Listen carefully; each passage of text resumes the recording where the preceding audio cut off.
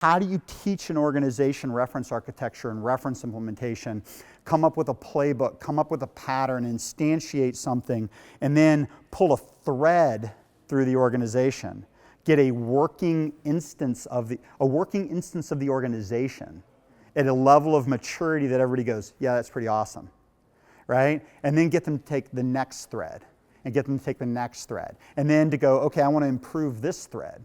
I want to break these dependencies. I want to do these things, right? So a lot of times what I suggest in the talks that I give is that this stuff's hard, right? I'm not saying this is like the answer, you go figure it, but I think what it does is it gives you guys some buckets to go start to think about the work in, right? If you're not doing teams, backlogs, working tested software like I talked about it, that has to start throwing flags because the practices and the culture stuff will never work in the absence of it.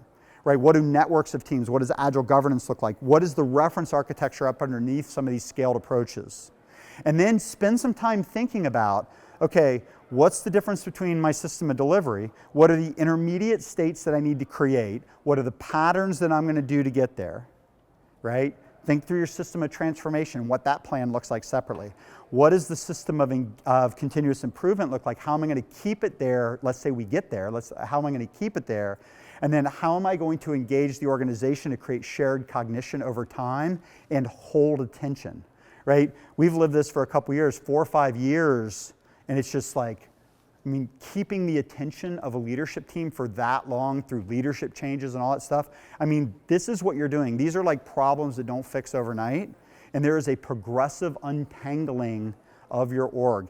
Very similar to the idea of taking a legacy monolith and move it into the cloud.